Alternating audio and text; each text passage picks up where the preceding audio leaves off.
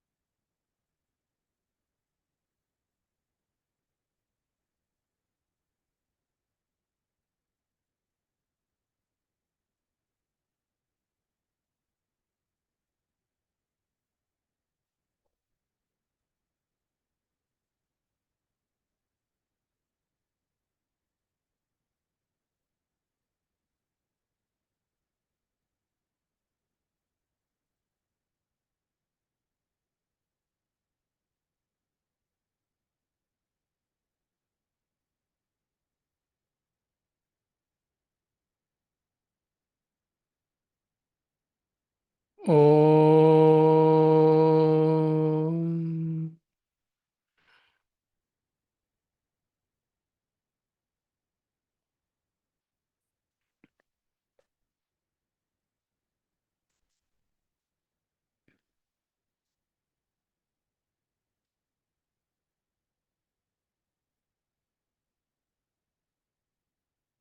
Bhagavad Gita, chapter 8.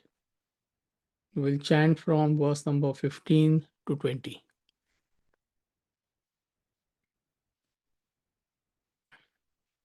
मामुपेत्य पुनर्जन्मः दुःखालयमशाश्वतम् नाप्नुवन्ति महात्मानः संसिद्धिं परमां गताः आब्रह्मभुवनाल्लोकाः पुनरावर्तिनोऽर्जुन मामुपेत्य तु कौन्तेय पुनर्जन्म न विद्यते सहस्रयुगपर्यन्तम् अहर्यद्ब्रह्मणो विदुः रात्रिं युगसहस्रान्ताम् देवोरात्रविदो जनाः अव्यक्ताद्व्यक्तयः सर्वाः प्रभवन्त्यहरागमे रात्र्यागमे प्रलीयन्ते तत्रैवाव्यक्तसंज्ञके भूतग्रामः स एवायम् भूत्वा भूत्वा प्रलीयते रात्र्यागमे वशः पार्थ प्रभवत्यहरागमे परस्तस्मात्तु भावोऽन्यः अव्यक्तो व्यक्तात् सनातनः यस्य सर्वेषु भूतेषु नश्यत्सु न विनश्यति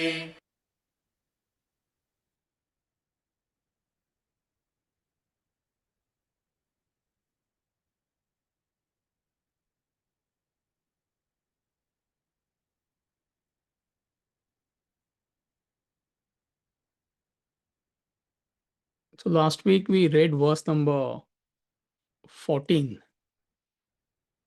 isn't it?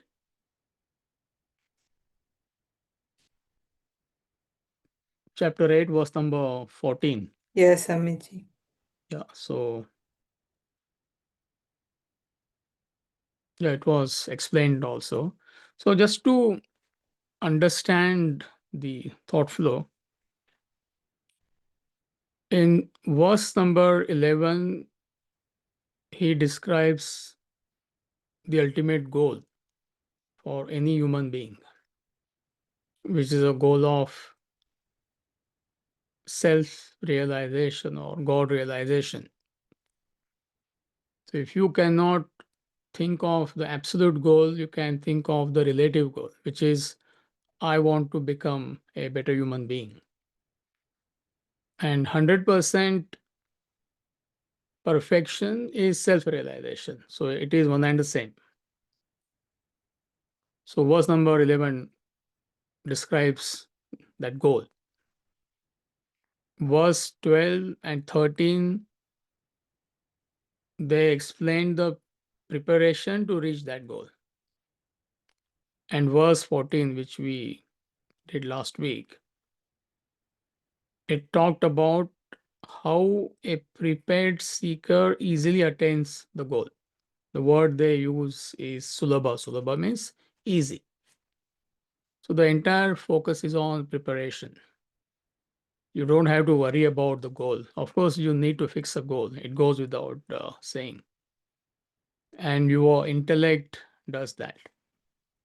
And once you fix a goal and once you get that fixation on the goal, then you need to concentrate on the efforts, your efforts in the present.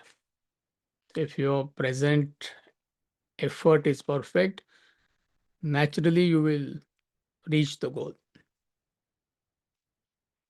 So this is what we discussed in the last class.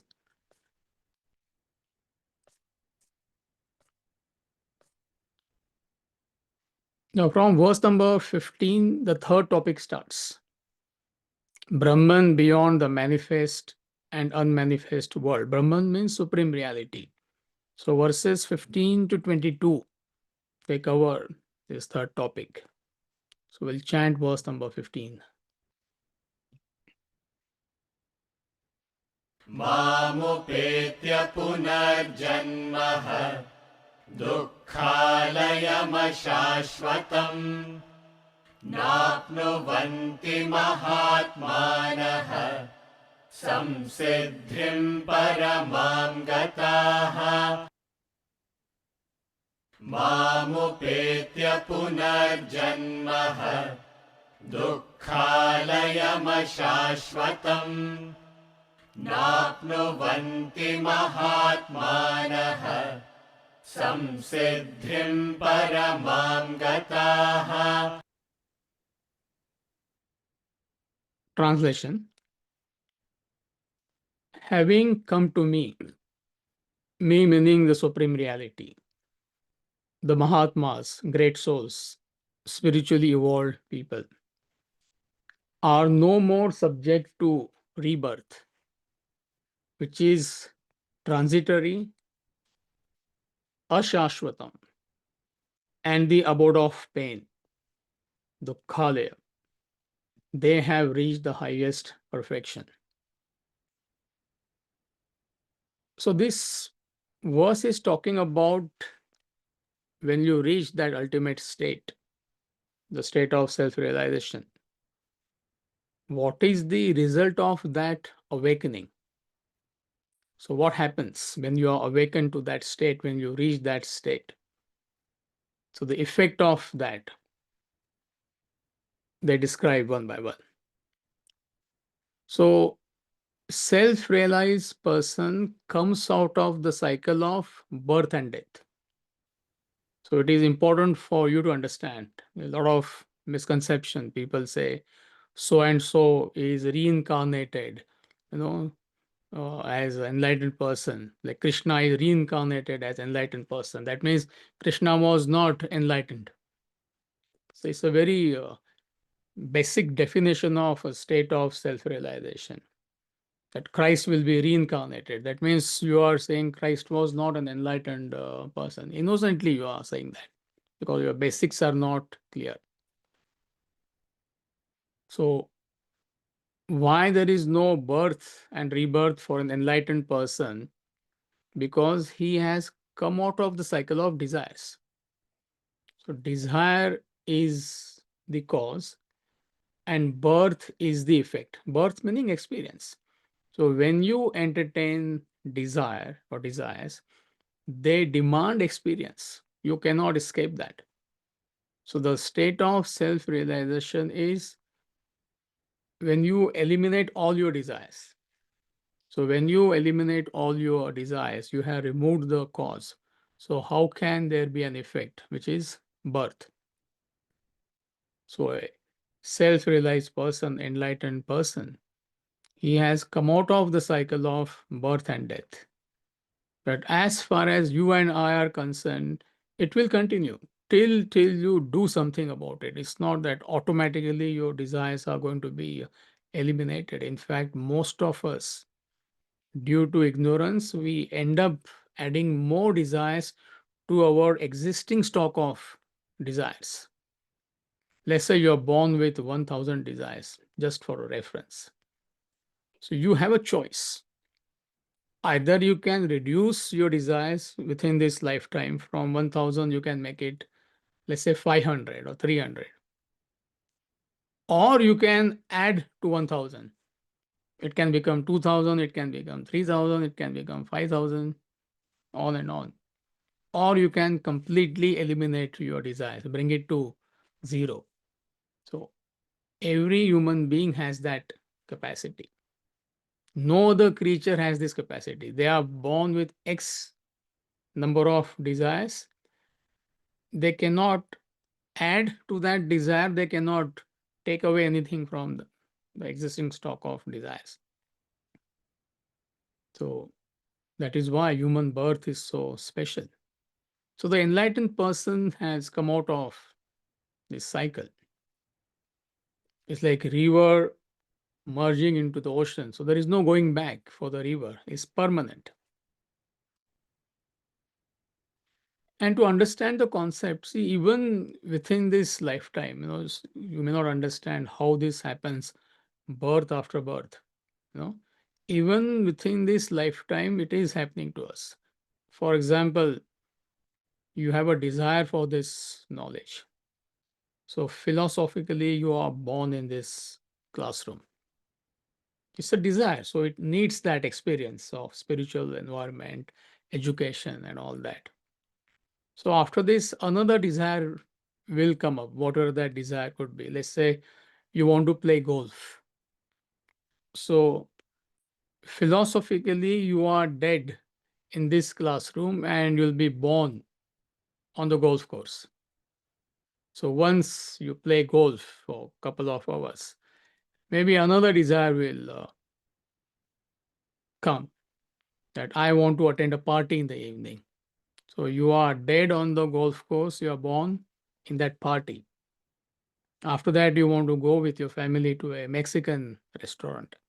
So philosophically, you are dead in a party and you are born in a Mexican restaurant. So it's easy to understand if we take our present life, what is happening to us.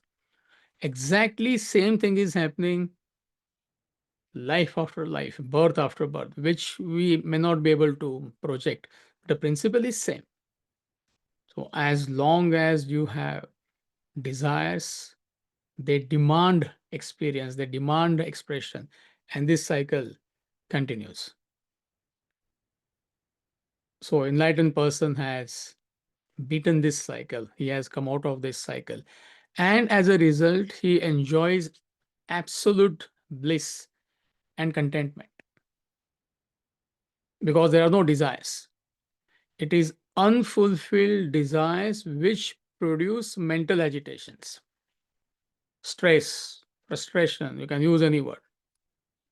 And innocently, you are going on entertaining desires indiscriminately whole life. See, I repeat, unfulfilled desires produce mental agitations or stress. This is a definition of stress. And whole life, what are you doing? I mean, instead of working on reducing your desires, innocently you go on adding desires, desire after desire. Indiscriminately, you are doing that. And all these desires, unfulfilled desires, they produce mental agitations. And it's not only desires produce mental agitations, there are several modifications of desires.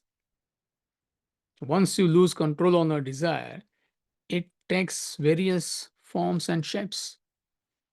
It may manifest as anger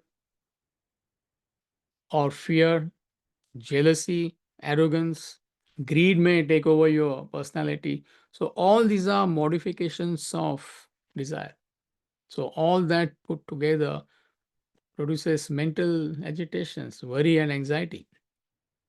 See, for example, you could have desire for wealth, family, name, fame, acquisition, enjoyment, various types of indulgences. And if you indiscriminately entertain desire for wealth, just to understand the concept, see, first of all, wealth is necessary. Without wealth, you cannot sustain yourself. But we are talking about indiscriminate pursuit of wealth. Do you get the difference? So, if you are victimized by that desire for wealth, then every aspect associated with wealth will bother you. It will produce mental agitations. You want to earn wealth. Now, how much is enough? It can go on and on. There is no satisfaction, there is no contentment. So, throughout life, you will not find contentment. Even if you become a very, very wealthy person, mind wants more. So, there is that agitation. You could be victimized by, how do I preserve my wealth now?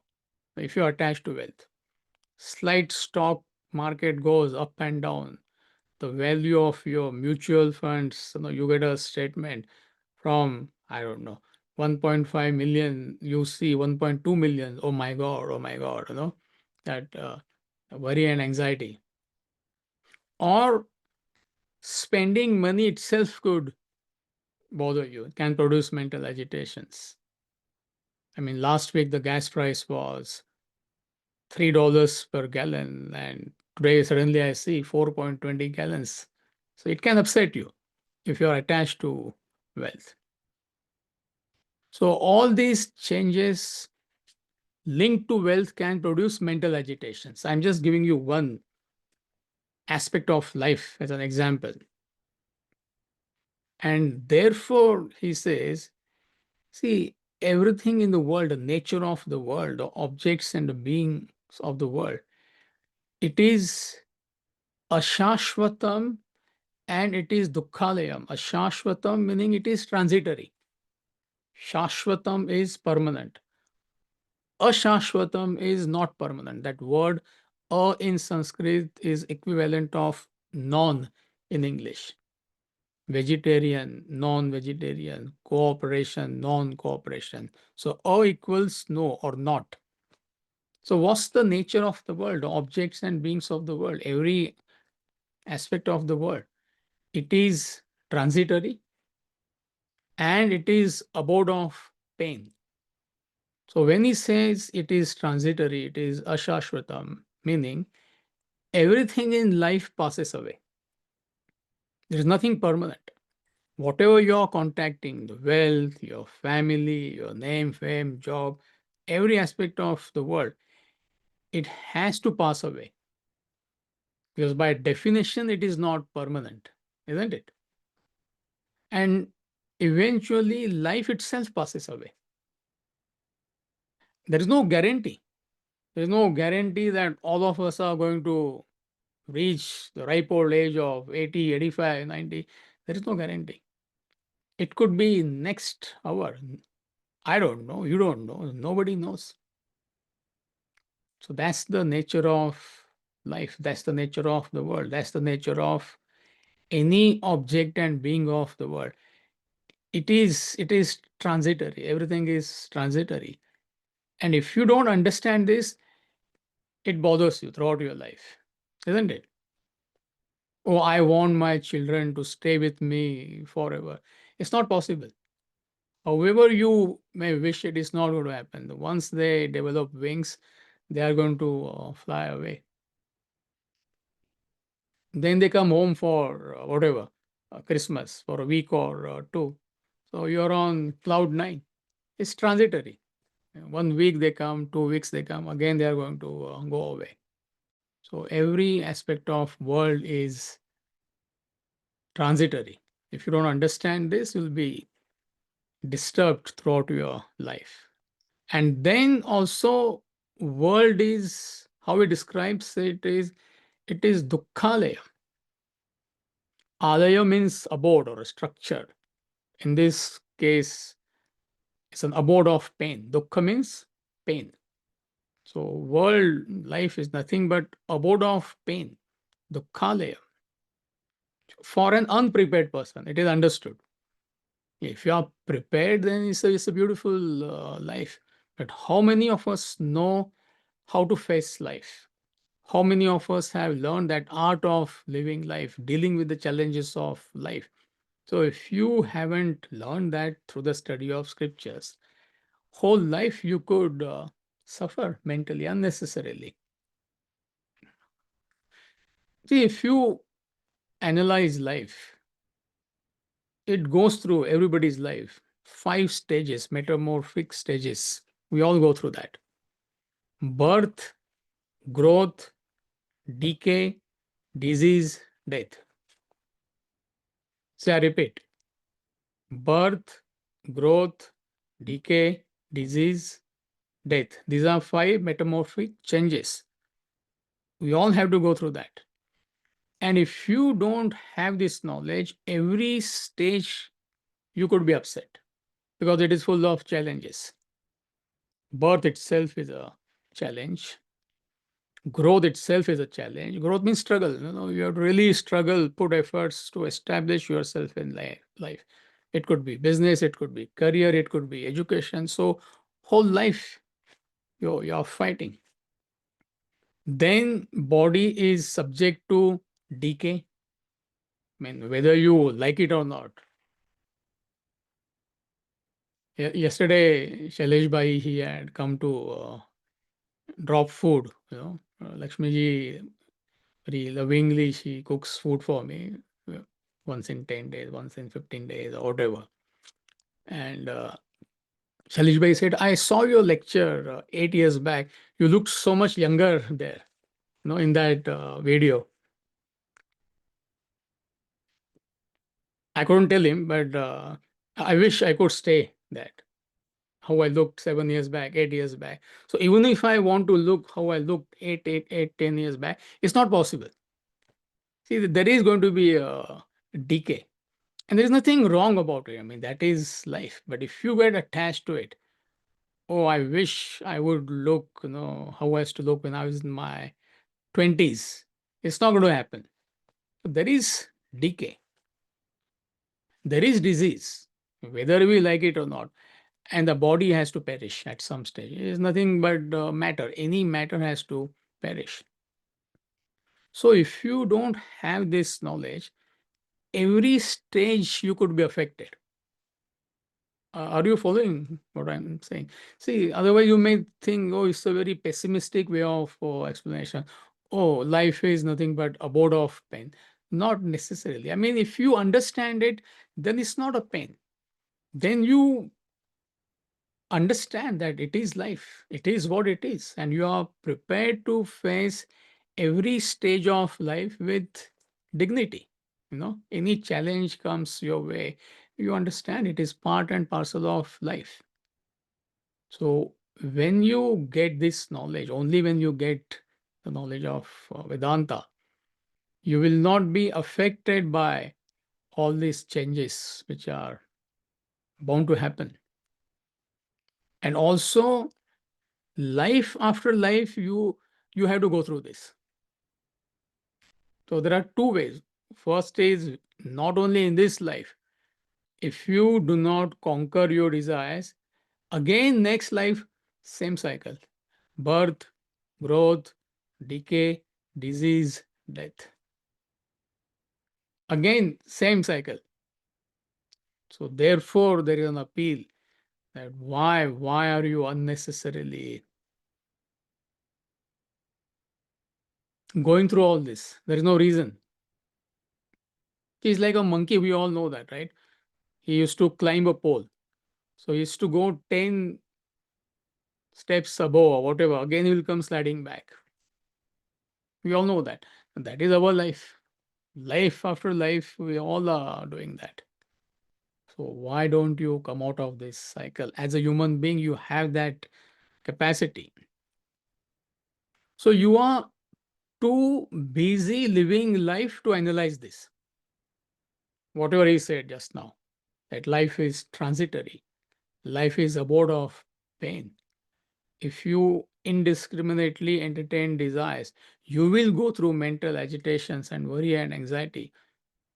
So why don't you come out of this? But the problem you and I are facing is what? We are too busy to understand life, to analyze life, to find out what is happening to you. And you are, or you could be affected by even the small challenges you face. There are people, small things they cannot handle. So the weather changes, they can't handle. Somebody says some nasty remark, passes some nasty comment on you, you cannot handle that. Or you could be crushed by the problems. It's possible. It could be in a family, it could be at your workplace, it could be at a society. And in spite of that, all these mental agitations and worry and anxiety you are facing, you will not get this knowledge and you will not raise yourself. That's the problem. The animals cannot do that. They cannot raise themselves. Whatever challenges they are facing, problems they are facing, they don't have the capacity to come out of it.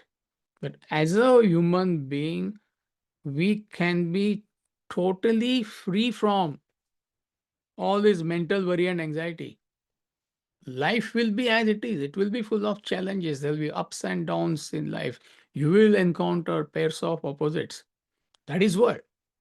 But as a human being, you have that capacity not to be affected by the changing world.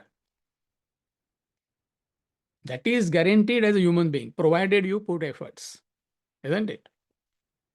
So, self-realized person, he is no longer subject to all these changes. The joy, the contentment, the bliss, the happiness which he is enjoying is absolute and permanent. Now, fortunately, this is not in black and white. So when I say this is not in black and white, meaning, see, it's not that only when you become self-realized, your life will be uh, absolutely no problem. You'll be completely peaceful, completely happy. There is no such thing. What about you and me? So the happiness which you enjoy is commensurate with your efforts. See, that should give relief to any seeker. Otherwise, when are we going to reach 100% mark? We don't know. To the extent you put efforts, to that extent, world will not harass you. To that extent, you will be peaceful. To that extent, you will be happy. Otherwise, what we are studying here, it doesn't make any sense at all. The whole discussion becomes it's like a theory. I mean, it's like a Harry Potter novel. Oh, sounds very rosy, but then it doesn't apply to you and me. No, there is no such thing. So, to what extent you are affected by the world, you apply this test.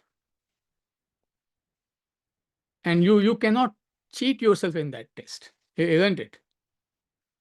You may cheat others, that is possible. But how can you cheat yourself? And you will find that those who are associated with this knowledge, those who are sincere, how beautifully they are facing challenges of life. I'm not getting into the details, but I know at least 10, 15 people in Detroit. Like they face whatever challenges they faced, and by their own admission that if it if they were not exposed to this knowledge, I mean, it would have been difficult for them to face that particular situation in life. So by your own reference, your own, if you take your own life as a reference, you understand what we are discussing is applicable. To the extent you are established in this knowledge, to that extent you are not affected by the world. If you're not affected by the world at all, then you are a self-realized person. And nobody has reached that state. I mean, I'm talking about us. But nobody is zero. I mean, let's hope so. Zero means everything bothers you. So that's what we mean by your growth is not in black and white. Are you with me? So these two words are very interesting. Ashashvatam and Dukkhalayam. World, what is world? World is nothing but Ashashvatam, it's transitory. Everything passes in this world. And it is abode of pain, Dukkhalayam. If you're not prepared, if you are prepared, it's no big deal. So that's the message in verse number 15. Verse number 16, please.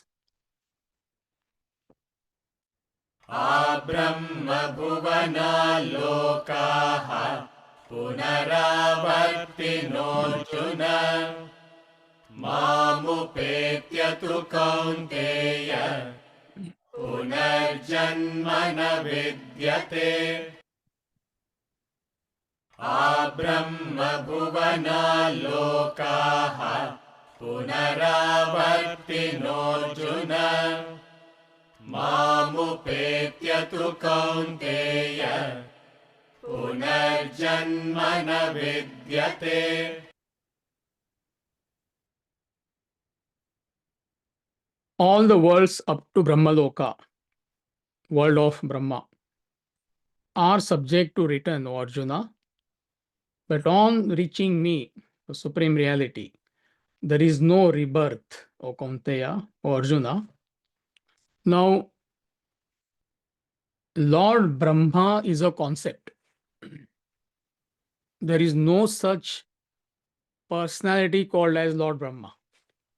Most people don't know this, including Indians. Most Indians, they believe that there is a gentleman called as Lord Brahma. Somewhere he has his factory, and keeps on producing the world and you and me. There is no such thing. It's a concept. World is an expression of creation, destruction, and maintenance. You can clearly see there are things and objects which are created. Something is sustaining. Some power is sustaining us. Otherwise we'll be dead. And also we all have to go one day. Every object is subject to destruction. So world, universe is an expression of these three forces. We understand that. But people who are not capable of thinking, for them they say, okay, there are three lords who are managing, these three forces in the world. But for a thinking person, for people like you and me, so I mean, there is no such thing called as Mr. Brahma, Mr. Shiva. Shiva is a lord of destruction. Vishnu is a lord of sustenance. So there is no such thing. So when he talks about Brahmaloka, coming to this verse, Loka means realm of experience. Brahmaloka means beautiful experience, where everything is goody-goody, pleasant in your life.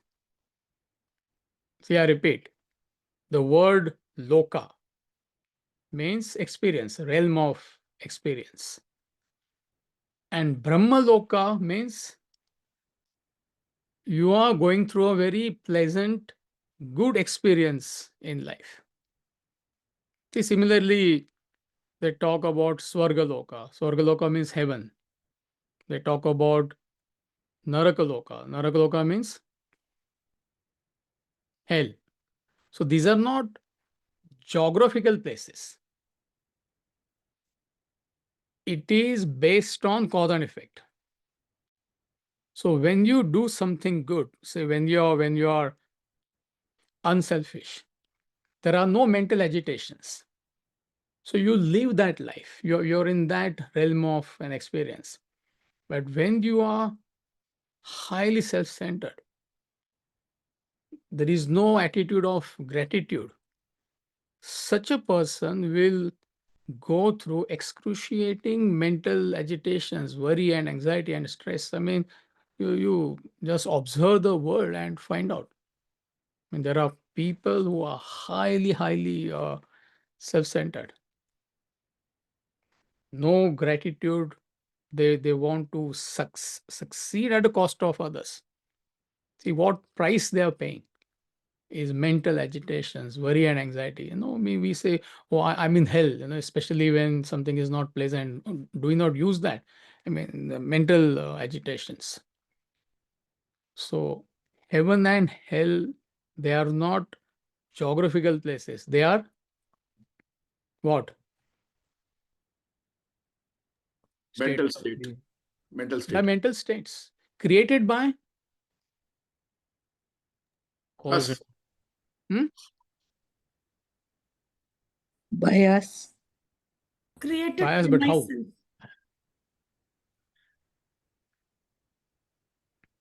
How? Through desire. See, if somebody says, I'm happy, and there are people who are like genuinely happy most of the times, hardly any agitations. Mental status. It's the realm of experience. So how did you reach that state? See, I said it is based on cause and effect. How did you reach that state of happiness? Hardly any mental agitations. By Knowledge and traversing. practice. Sorry? Yeah, but Knowledge and practice. yeah, knowledge and practice. Anyone else? From being, changing ourselves, study the Vedanta and become unselfish from self-centered. By bringing about change in your personality, by your own actions, by your own emotions, by your own thoughts, you have reached that state of happiness. If your actions are selfish, if your emotions are selfish, if your thoughts are selfish, you will pay the price, mental agitations. But if your actions, emotions, and thoughts are unselfish, this is how you conduct yourself in day-to-day life. The price you pay is you're a happy person. So therefore, it is based on cause and effect. So Brahmaloka, why do they bring the concept of Brahmaloka? It's very interesting. This is a philosophical explanation. Is to explain the impermanent nature of any worldly experience, however good and pleasant it may be. It has to come to an end. This is what they are telling us. However long it may last, even the quality of experience could be really superior, but at the end of the day, all good things, they have to come to an end. See, long time back, I don't know, maybe 17, 18 years back, I met one couple. Somebody had organized like informal talk on Vedanta, and they invited 15, 20 couples. So after the talk was over, they were just generally chit-chatting. And the couple I am talking about, they were in their 60s or whatever. So they had gone on a 3-month cruise. Now, don't ask me for the details. Can you please send me the details, the name of that cruise company? I don't know. They went to Europe, they went to place A, B, C, or whatever. 3 months they went. And they were they were on cloud nine. They had come back, just 10-15 days back. And 10-15 minutes they were talking about it. And then they complained, oh, I wish, instead of 3 months, it should have been 4 months or 5 months. Number one. Number two, also in that experience, according to them, it was one of the best experiences of their life. But they were like pointing forward. So I wish we had got some different room. I wish the food was like that. Five, six complaints. So however good that experience is, it has to come to an end. It is not permanent. It is transitory. It is passing. And also in that particular experience, you want more. There is no contentment. Are you following? Brahmaloka is best of the best experience you have had in your life. Now you imagine whatever. A honeymoon, couple goes on a honeymoon, 1 week, the best of the time. But after, what happens? Every couple wishes that, we should be in a honeymoon phase for the rest of our life. There could be some couples like that. I don't know. So the best of the things, they have to come to an end.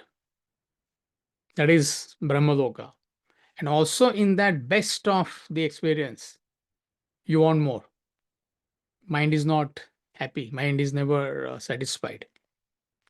And once your desire is fulfilled, that for that pleasant experience, go back to the cruise couple.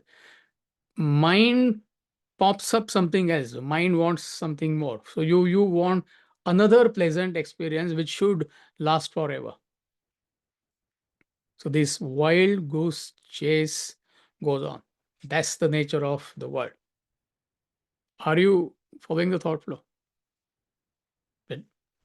The state of self-realization, the self-realized person is totally fulfilled.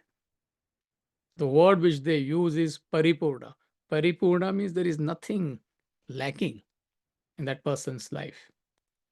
He is enjoying that infinite peace, infinite bliss. That bliss is absolute and that bliss is permanent. No worldly experience is like that. It will last for a while, whatever, X amount of time. After that, it has to come to an end. And then you want something else. Then there is that sense of incompleteness in your life. That void remains. But the state of self-realization is paripurna. Paripurna means your whole. Absolutely nothing lacking in your life.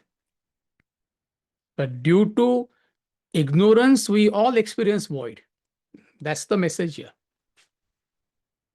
Ignorance of what? We are ignorant of what?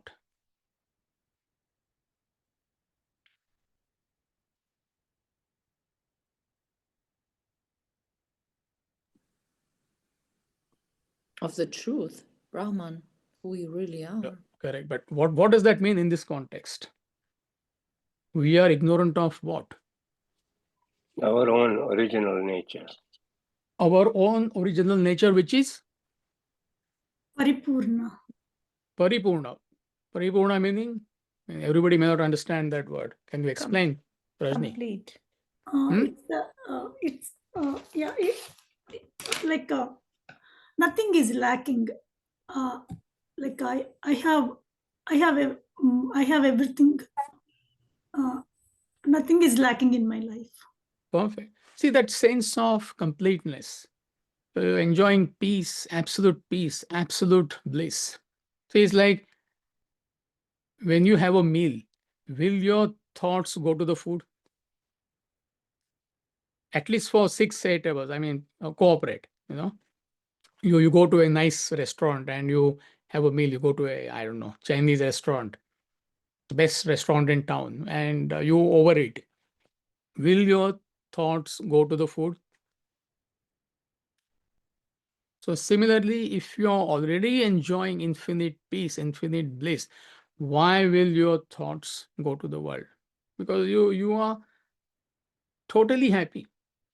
But we are ignorant of this state. See, that's the main message in this verse.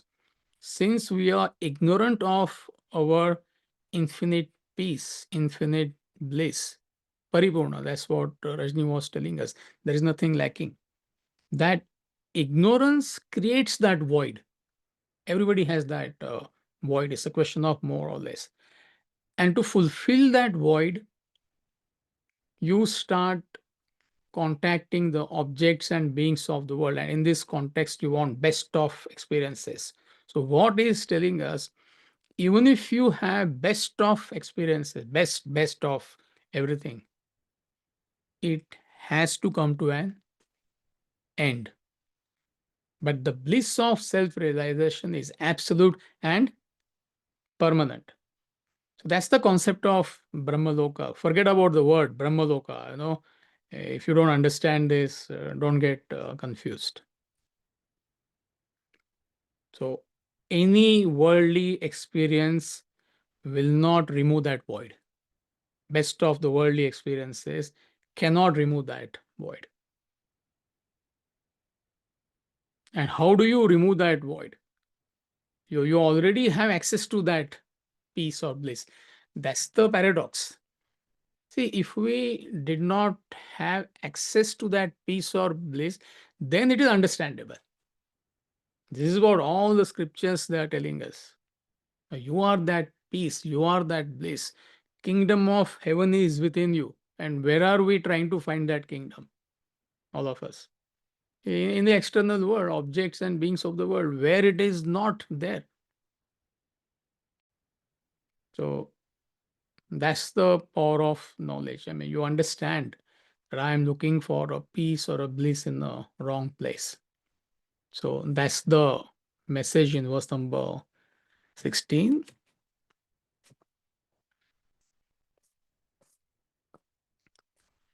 And another point is, as far as this verse is concerned, see, these verses will not appeal to a person who wants to have a good time all the time.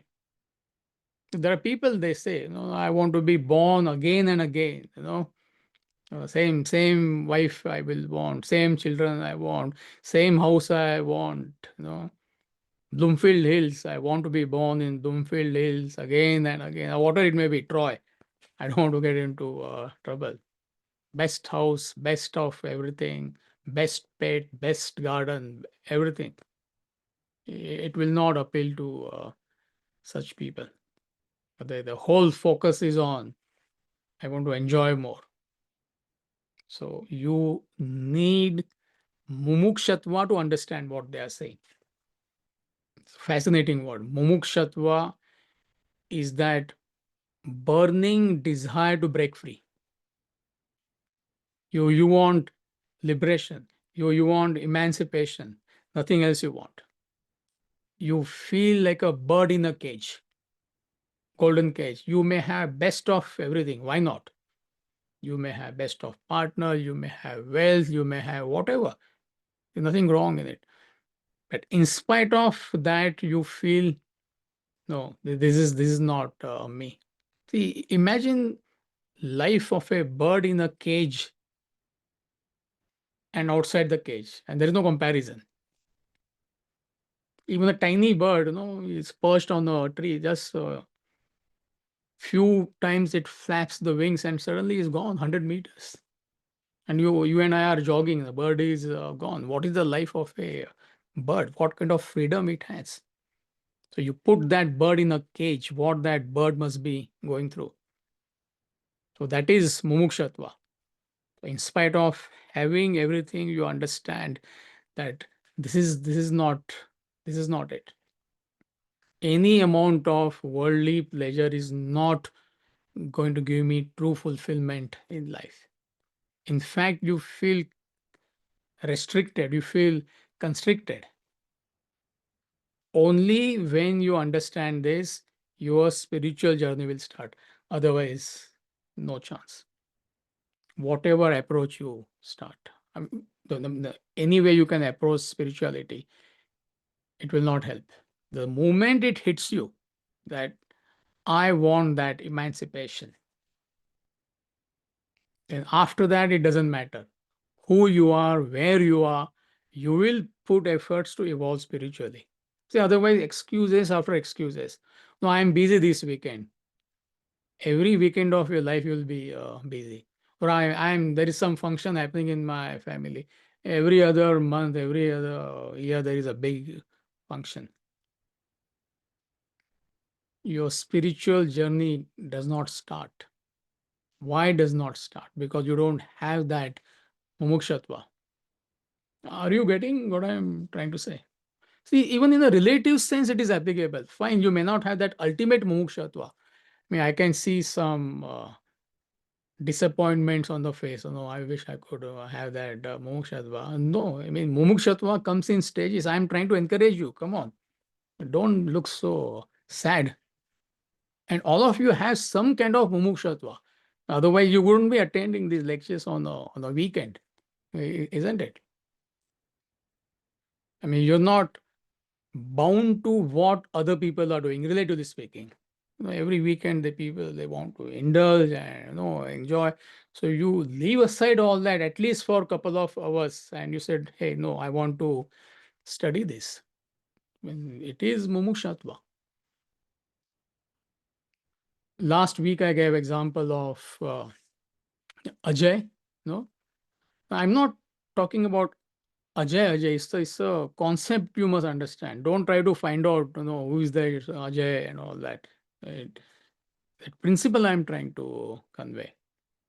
See, where the whole world is going crazy, destination wedding, big wedding, a 25, 26-year-old boy, his fiance and his parents.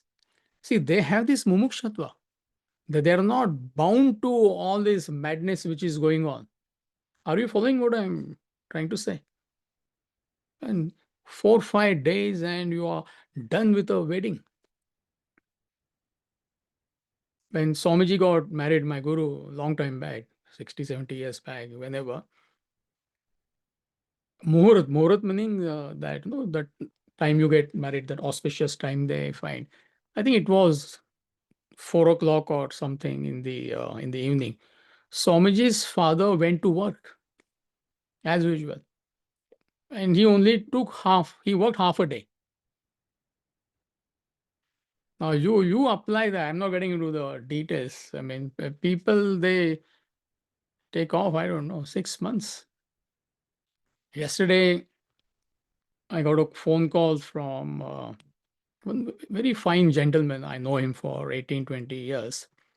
So he wanted to give me a good news that his son is getting married.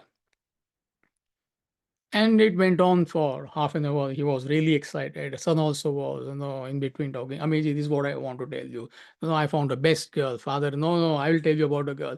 So half an hour it was going on. So we all were very happy.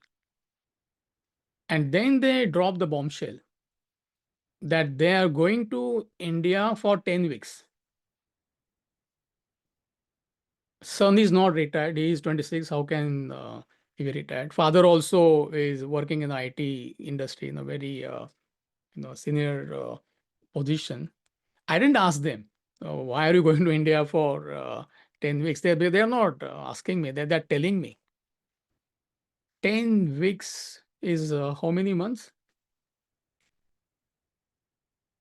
2.5. You need 2.5 months break for your wedding. And they were telling me, I mean, I didn't probe. No, we had to work on a website. We hired somebody in India, so first 10, 15 days we'll go there. And the big list. So in the end, when the excitement was over, I just asked that boy, father, I know there's no point talking to him. I asked him, how about your job? I got concerned. Which company will give you 10 weeks break? To which he said, and he works in the government industry, he works for the government. He said, no, there is some provision where you can take a break and 10 months salary they will pay you in 12 months. They had found out all that. So my point is, I'm not saying Ajay is superior and these people are inferior. I'm not saying that.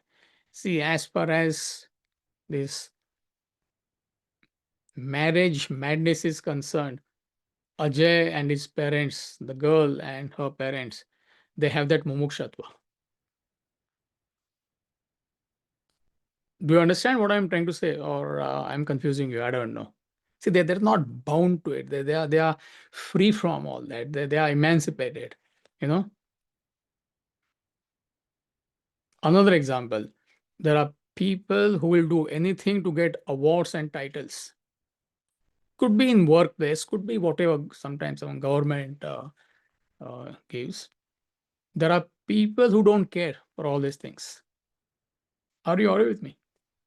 So as far as you are concerned, I mean, you may give your best and you may not be recognized at all. You don't care about all these things. So even I'm talking, some people may say, why are you giving this example? I never cared. But there are people who care.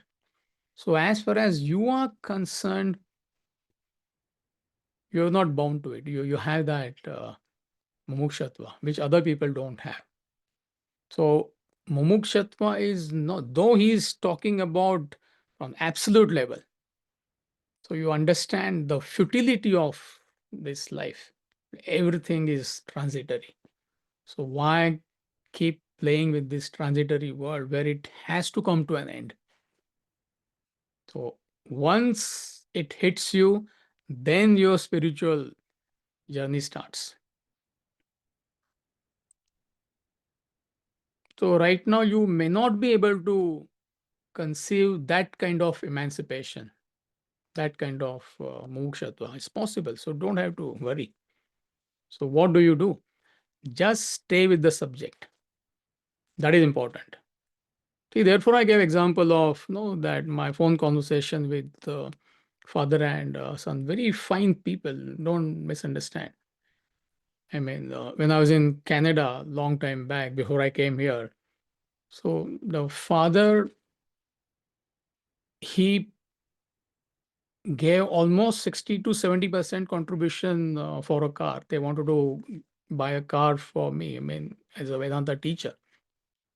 So they bought Toyota Camry, still I remember, some $26,000. This gentleman, he gave more than $15,000. So he's a very fine human being. So as far as wealth is concerned, he's not attached. He's relatively free, but the same person is totally bound to this marriage, nothing but attachment to son and what others will think. But since they are not in touch with the subject, I mean, they're fine people, but there is no growth. So only when you stay in touch with this subject every day, you keep on repeating it, gradually you will understand the purpose of life. It comes into sharp focus. It's not that you haven't understood, but it's not in sharp focus. It like, waves, it comes and goes. There is no fixation. So just stay with this subject. Every day you have to study, reflect, so that understanding becomes more and more, becomes more pronounced. And whatever you do in life, do it in the spirit of detachment. If you follow these two things, you're on the right path.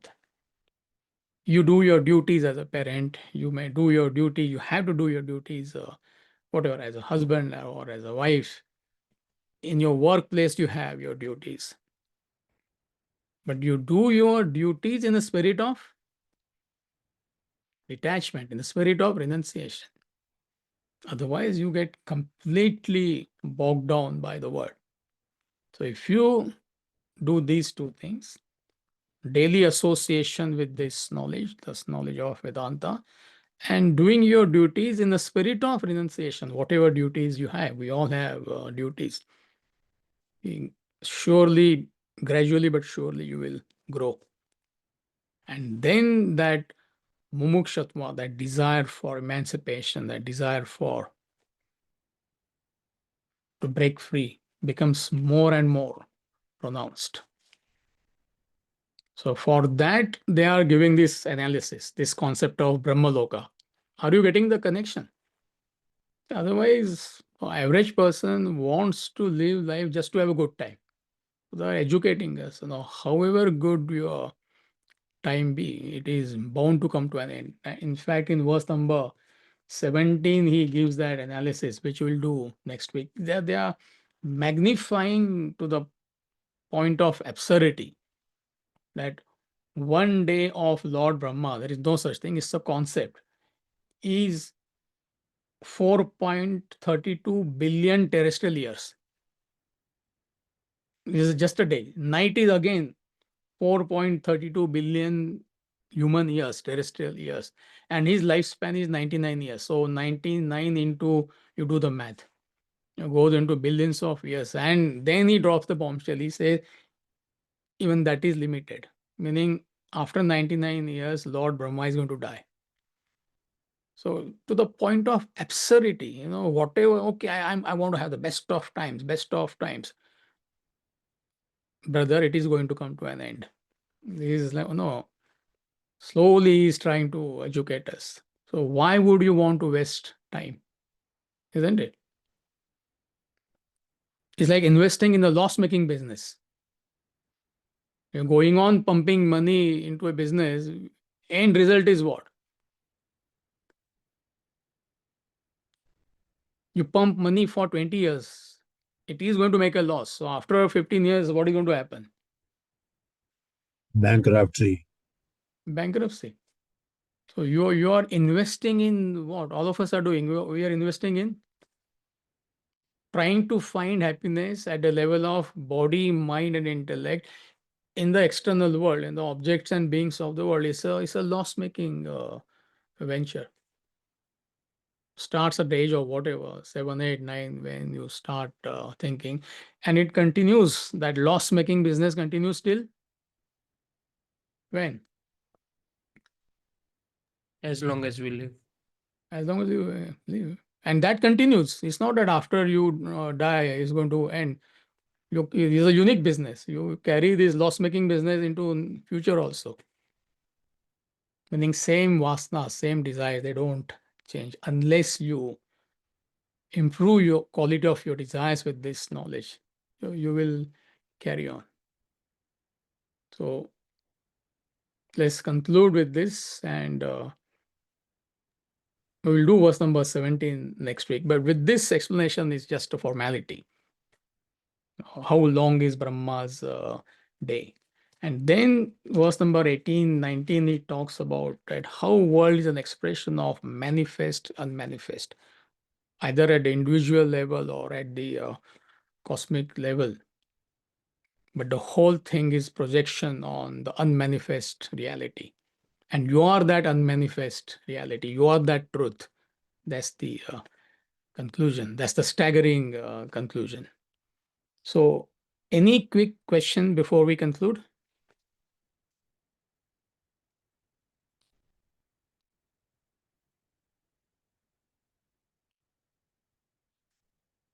Okay, if no question, there is an announcement, Radha. Hari Om. We will be having question answer session with Amitji in the month of June on Wednesdays, June 4th, 11th and 18th in the evening between 7 p.m. and 8 p.m. Eastern Standard Time. You're welcome to send your questions from the chapters 7 and 8 of the Bhagavad Gita to the email questions@vedantamidwest.org. These questions that you send should be based on what was covered in class by Amitji. So please make a note of the dates, and we're going to send the email to all the class attendees. But some of you have, if you don't get it, please send a response to study class from which you got the Zoom link, and you will receive that Zoom link. Thank you.